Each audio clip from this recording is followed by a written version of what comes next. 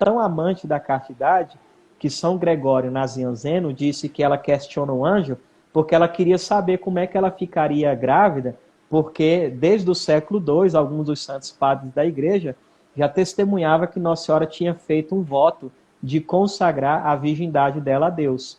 E ela era tão amante à virgindade, à castidade, que diz São Gregório Nazianzeno, que ela estava disposta a deixar de ser mãe de Deus se ela tivesse que perder a virgindade dela. Olha que loucura, né? É às vezes até É muito difícil, grande. talvez, de nós compreendermos isso, né? Mas eu estou colocando isso só para a gente conseguir compreender um pouco aonde vai este amor esponsal de Nossa Senhora, né?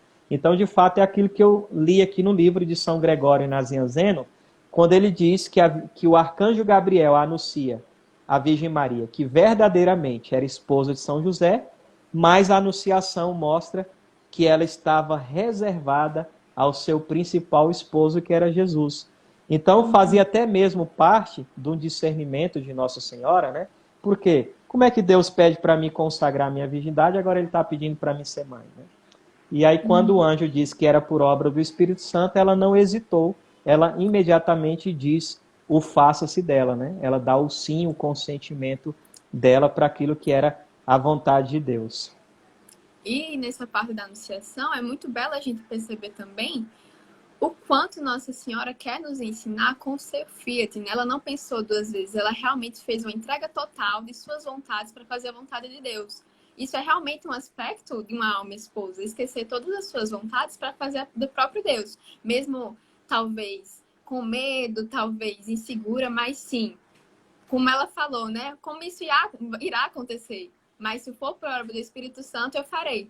Porque eu farei sempre a vontade de Deus, né? Sim, então. E muito bem colocado isso da sua parte, porque dentro da vida matrimonial, né, somos chamados a viver esse amor esponsal, né? No caso, eu com a minha esposa, a quem o Senhor me concedeu a graça de casar, e a igreja fala de uma entrega, né, dentro desse amor esponsal, no vínculo do matrimônio, que é um sinal do matrimônio de Cristo com a igreja, né? Até que a gente vê, por exemplo, o livro de Gênesis começa falando de um casamento, né? Que é a união, isso o catecismo que cita isso, que é a união de Adão e Eva. E o último livro se fala de um casamento também, que é a união de Cristo com a sua esposa, que é a igreja. Por quê? Porque a união matrimonial, esse amor esponsal daqueles que abraçaram o sacramento do matrimônio, precisa ser um sinal desta união, deste amor esponsal da igreja enquanto a esposa, né, com Cristo, que é o seu esposo. Por Sim. isso São Paulo vai dizer que o casamento é um mistério tão grande, o matrimônio, que ele compara, né, entre a união de Cristo com a igreja. Mas pode falar o que você ia falar. Não, eu tava lendo um pouquinho ontem e vi a comparação, né, do matrimônio espiritual com o matrimônio que nós temos na Terra. E aí, o próprio padre Antônio Rui Marim, ele fala que a felicidade que nós encontramos na Terra, no mais perfeito matrimônio, toda aquela relação conjugal em Deus tão incrível, não chega aos pés do que é a nossa relação ao matrimônio espiritual com Cristo. Essa união de almas, né, de Jesus e nós. É uma felicidade que nenhum matrimônio aqui na Terra pode descrever. E o quanto isso é belo, né? Com certeza, né? Com certeza. E por isso que, por exemplo, a igreja ela não aceita o caso da segunda união, né? Por quê? Porque o casal é chamado a testemunhar a fidelidade da união de Cristo com a igreja, né? Lógico que a igreja acolhe as pessoas que estão nesse caso de segunda união, né? Convida elas a fazerem a sua comunhão espiritual e a procurarem o tribunal eclesiástico para que a igreja possa julgar se no dia que eles casaram, se houve ou não houve ali o sacramento, né? Enfim, aí já seria talvez um outro tema, né? Então, assim, essa questão é interessante nós olharmos de fato, né? Então, por mais que a Virgem Maria fosse de fato a esposa verdadeira de São José, na anunciação do anjo nós compreendemos ali a quem realmente ela estava reservada, ao seu principal esposo, que é nosso Senhor Jesus Cristo, né?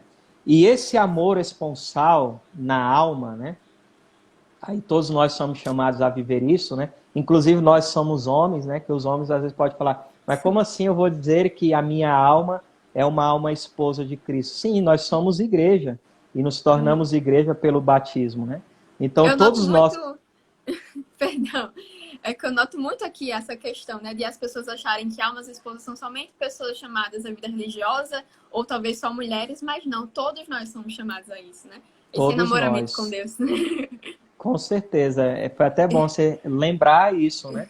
Então, todos nós, pelo fato de sermos igreja, independente do estado de vida que nós abraçamos, né?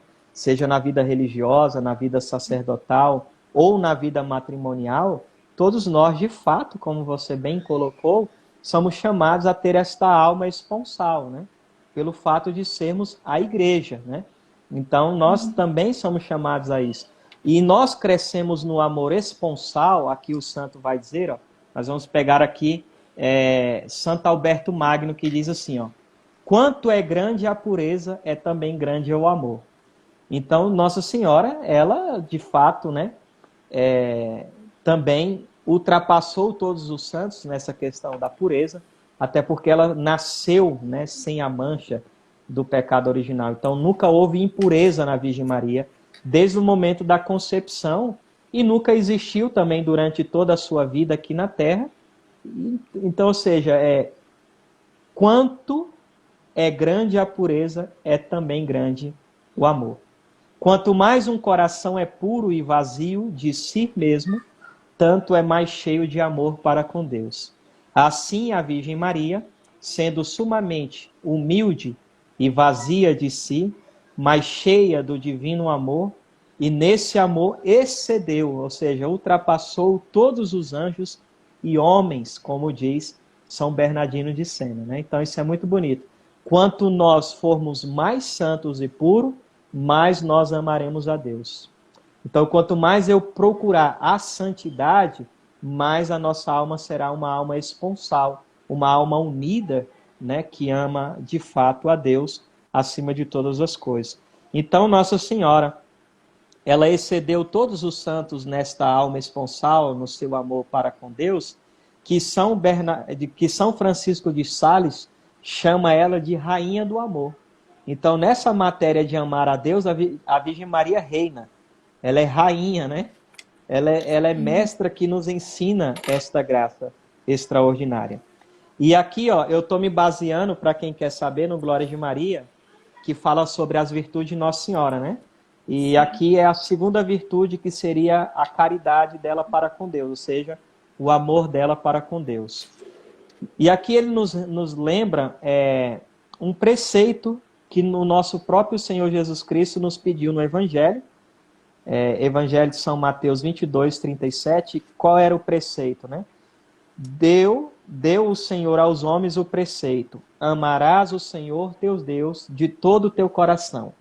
E aí Santo Tomás, falando sobre esse preceito, ele diz assim, entretanto, não aqui na terra, mas no céu, os homens serão capazes, né, de cumprir esse preceito. Então Santo Tomás dizia que nós, aqui nessa terra, não seríamos capazes de cumprir esse preceito de maneira profunda, de maneira perfeita, né? Aí tem uma outra fala aqui, ó. Ele dizia que nós não é que nós não podemos cumprir, né? Na verdade, ele diz assim, que só no céu poderemos cumpri-lo perfeitamente, né? Lógico que a gente pode sim cumprir, talvez de uma maneira imperfeita, mas perfeitamente seria no céu. Na opinião de Santo Alberto Magno, aí vem uma coisa muito bonita. Na opinião de Santo Alberto Magno, semelhante preceito, por ninguém cumprido com perfeição, de certo modo teria sido indecoroso ao Senhor que decretou, se não houvesse existido sua mãe que cumpriu perfeitamente. Então ele fala assim, se não houvesse Nossa Senhora que cumpriu perfeitamente esse preceito, seria indecoroso Nosso Senhor nos pedir isso, né? Algo que para nós seria impossível. Então ele fala, de uma certa forma, a Virgem Maria, esse maior exemplo de amor esponsal, nos salvou, vamos dizer assim, né? Sim. Porque ela foi capaz de cumprir de maneira perfeita esse preceito de Nosso Senhor, de amar a Deus, né? de todo o coração e sobre todas as coisas. Então, ninguém mais do que Nossa Senhora amou a Deus, né? Eu costumo dizer assim, às vezes nas pregações, baseado, lógico, no santo, tinha um santo que dizia que o lugar onde Jesus mais foi amado e adorado foi no ventre de Nossa Senhora, foi nos braços de Nossa Senhora.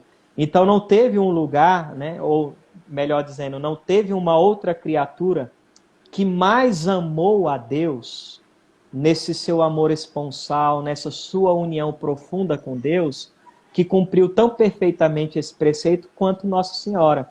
Lógico que a gente vê na vida dos santos, né, que os santos amaram, mas ela ultrapassa todos esses santos, né? E não somente os santos, mas os anjos, nós vamos já chegar lá. Mas olha que coisa bonita ainda mais aqui diz os santos em relação a isso, né? Deixa eu só ver aqui onde foi que eu parei. Tudo bem. Isso, ó. Tal pensamento é confirmado por Ricardo de São Vito. A mãe do Emanuel, em todo sentido, praticou a virtude, essa virtude da caridade, de amar a Deus de uma maneira perfeita. Quem, como ela, cumpriu o preceito de amar a Deus de todo o coração? Pergunta Santo Afonso. Tão intenso era-lhe o incêndio do amor divino que não restava lugar para a menor imperfeição. Então, Nossa Senhora era aquela alma tão unida a Deus, de maneira tão perfeita, que um dia ela revelou a Santa Brígida que aqui nesse mundo ela nunca teve outro pensamento, outro desejo e outra alegria que não fosse Deus. Nossa Senhora não conseguia pensar em mais nada.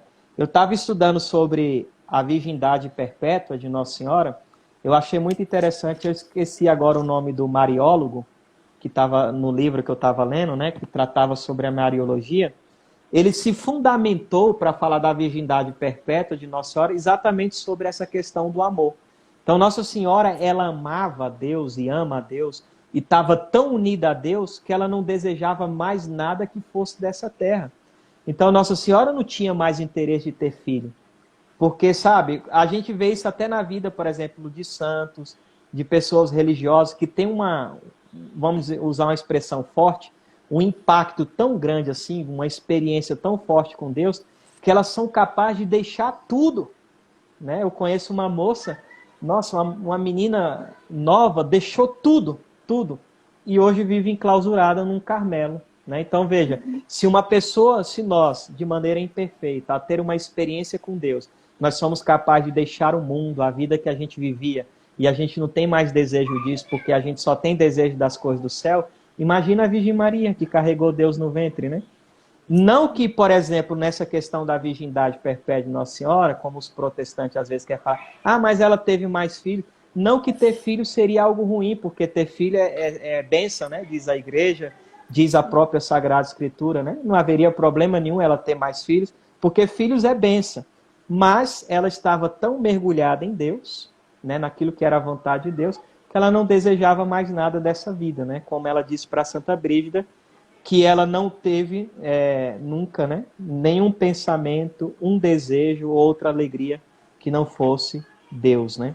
Então isso vai mostrando, de fato, como a alma dela era uma alma, de fato, esponsal, unida a Deus, que desejava a Deus, que aspirava a Deus, que se doava a Deus, né? Porque aquilo que eu ia falar, eu acabei esquecendo, quando eu falava do matrimônio, né? Esse amor esponsal, a igreja fala do quê? Da entrega mútua, né? Então é aquilo que você colocava. Então Nossa Senhora, diante da anunciação do anjo, por exemplo, ela não teve medo, poderia morrer, né, apedrejada, mas o amor nos leva o quê? Ao sacrifício, uma entrega mútua, né? É isso que é chamado a viver no amor esponsal daqui da terra, né? Então, assim também é no amor esponsal das coisas do céu, das coisas do alto. Então, Nossa Senhora, de fato, o sim, o fiat dela, o faça-se dela, é imediato, por quê? Porque é uma entrega total, uma entrega mútua, né? Dessa alma esponsal que a Virgem Santíssima tem. Olha que bonito aqui, ó. Bem podia dizer de si, eu sou do meu amado e o meu amado é meu. Então os santos vão falar que por causa deste amor esponsal de Nossa Senhora, essa passagem se cumpre de maneira mais